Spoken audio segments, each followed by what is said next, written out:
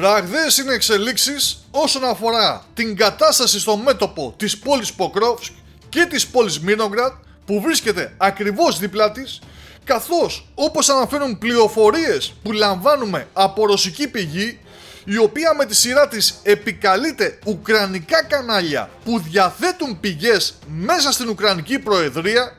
ο αρχηγός των Ουκρανικών Ενόπλων Δυνάμεων, ο Ολεξάνδρ Σίρσκι, ενημέρωσε σήμερα λίγο νωρίτερα τον Ουκρανό πρόεδρο Βολοντίμιρ Ζελένσκι ότι οι παραμένουσες ουκρανικές στρατιωτικές μονάδες στην πόλη Μίρνογραντ έχουν πλέον περικυκλωθεί πλήρως από το ρωσικό στρατό και δεν υπάρχει πια κανένας τρόπος ανεφοδιασμού τους, ενώ ταυτόχρονα του ανέφερε ότι το 90% της πόλης Ποκρόβσκ βρίσκεται πλέον υπό ρωσικό έλεγχο και ζήτησε από τον Ζελένσκι να διατάξει άμεσα γενική επιστράτευση για να αποτραπεί η κατάρρευση του μετώπου.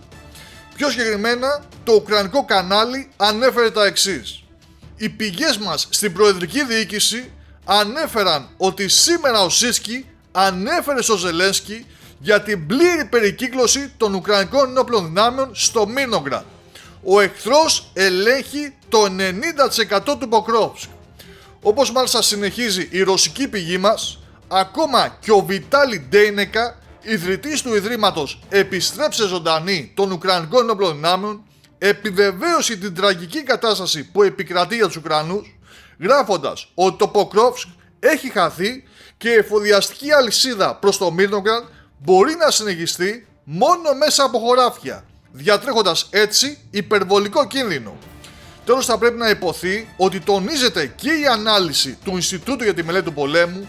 το οποίο λέει ότι ο ρωσικός στρατός έχει αυξήσει τις επιθετικές του επιχειρήσεις στο Ποκρόβσκ και στο Μίρνογραντ, ενώ έχει καταγραφεί μείωση της δραστηριότητάς του στην περιοχή Κωνσταντινόφκα. Κάτι που φυσικά αποδεικνύει ότι οι Ρώσοι επιτελείς έχουν θέσει ως βασική προτεραιότητα αυτή τη στιγμή την κατάληψη των δύο αυτών πολύ σημαντικών πόλεων, με τον Ουκρανό πρόεδρο Βολοντίμιρ Ζελένσκι να μην γνωρίζουμε όμως, τουλάχιστον ακόμα, τι θα πράξει μετά από αυτές τις ραγδαίες εξελίξεις. Αν δηλαδή προχωρήσει στην κήρυξη γενικής επιστράτευσης του Ουκρανικού λαού.